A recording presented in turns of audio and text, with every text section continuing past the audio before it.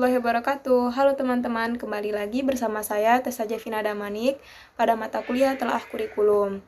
Pada pertemuan kali ini, kita akan membahas materi mengenai elemen kurikulum 2013 dan kurikulum merdeka.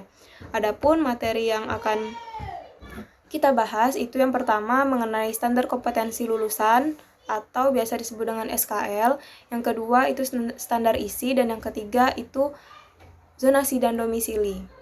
Kita masuk ke pembahasan yang pertama, yaitu mengenai standar kompetensi lulusan atau SKL. Jadi SKL adalah standar kemampuan yang harus dimiliki siswa setelah lulus meliputi sikap, pengetahuan, dan keterampilan. SKL menjadi acuan agar lulusan siap melanjutkan pendidikan atau masuk ke dunia kerja. SKL ini berfungsi sebagai acuan untuk memastikan bahwa setiap lulusan telah mencapai tingkat kompetensi yang diharapkan dan siap untuk melanjutkan ke jenjang pendidikan berikutnya atau memasuki dunia kerja.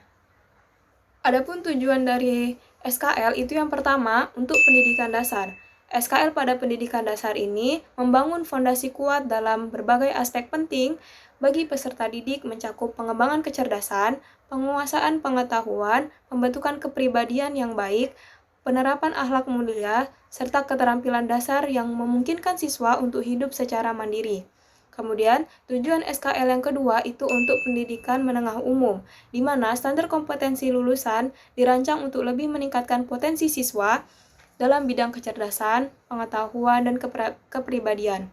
Selain itu, siswa di jenjang ini diharapkan dapat menampilkan akhlak mulia yang lebih matang dan memiliki keterampilan yang lebih terasah, mendukung mereka untuk hidup mandiri dan melanjutkan pendidikan ke jenjang yang lebih tinggi. Adapun tujuan SKL yang ketiga itu pendidikan menengah kejuruan, di mana pada pendidikan menengah kejuruan ini standar kompetensi lulusan menargetkan peningkatan kecerdasan dan penguasaan pengetahuan yang spesifik sesuai dengan bidang kejuruan yang dipilih. Selanjutnya ada SKL pada kurikulum 2013 dan kurikulum merdeka. Nah, SKL yang ada pada kurikulum 2013 ini menekankan pencapaian lulusan yang seimbang dalam 3 aspek utama, yaitu yang pertama aspek sikap, yang kedua aspek pengetahuan, dan yang ketiga aspek keterampilan yang dirumuskan secara terstruktur dan rinci melalui kompetensi inti. Yang kedua itu ada SKL untuk kurikulum merdeka, di mana pada kurikulum merdeka lebih menekankan pada pembentukan profil pelajar Pancasila, yaitu lulusan yang berkarakter, kompeten, dan mampu berpikir kritis secara adaptif dengan pendekatan yang lebih kontekstual. Kita masuk ke materi elemen kurikulum yang kedua, yaitu standar isi. Jadi standar isi itu adalah ketentuan atau aturan yang mengatur tentang materi pembelajaran yang harus diajarkan kepada siswa, di mana secara tingkat kedalaman dan keluasan materi tersebut pada setiap jenjang pendidikan. Tujuan utama dari standar isi ini sendiri dalam kurikulum itu adalah menetapkan kriteria minimal ruang lingkup materi dan tingkat kompetensi, meliputi sikap, pengetahuan, dan keterampilan yang harus dicapai peserta didik. Ini berfungsi sebagai acuan untuk menjamin mutu pendidikan, menyelaraskan materi dengan perkembangan zaman, dan mencapai standar kompetensi lulusan secara nasional.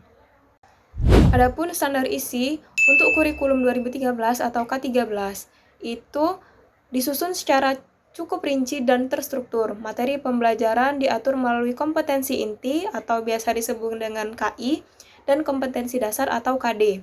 KI menjadi gambaran umum kemampuan yang harus dimiliki siswa di setiap kelas, di mana mencakup sikap, pengetahuan, dan keterampilan. Sedangkan KD atau kompetensi dasar itu berisi rincian materi dan kemampuan yang harus dicapai pada setiap mata pelajaran.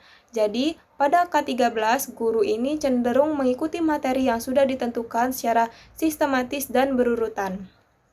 Kemudian, standar isi yang ada pada kurikulum merdeka itu lebih fleksibel dan tidak lagi menggunakan KI atau KD, melainkan berfokus pada capaian pembelajaran atau CP, di mana disusun per fase, misalnya fase A, fase B, dan fase C, yang mencakup beberapa kelas sekaligus.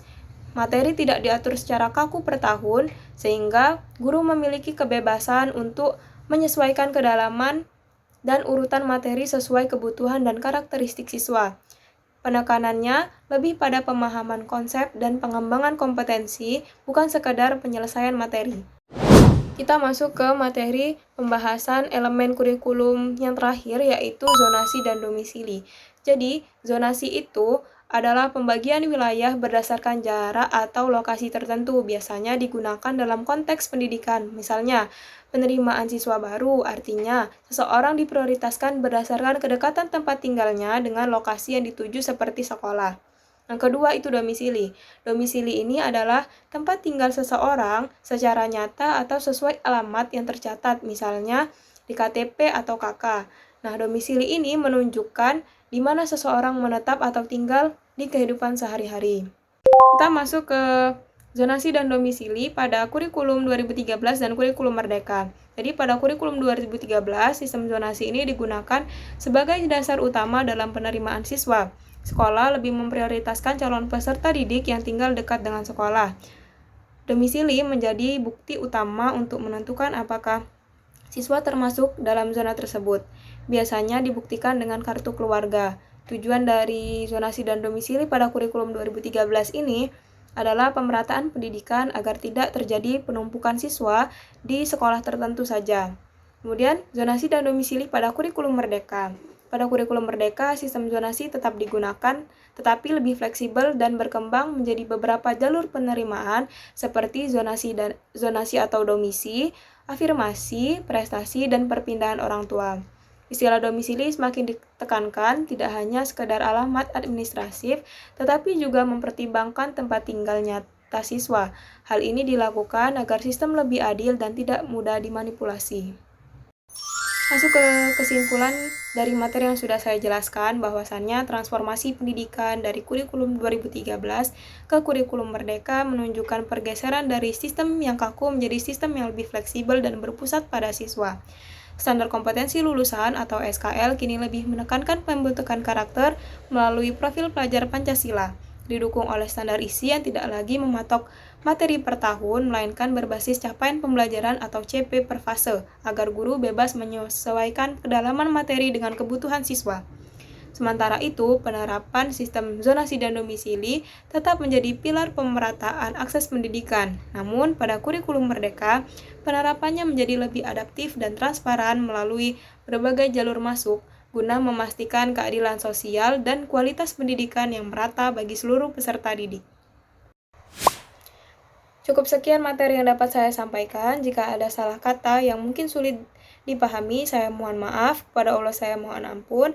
Wassalamualaikum warahmatullahi wabarakatuh. Sampai jumpa di pertemuan selanjutnya.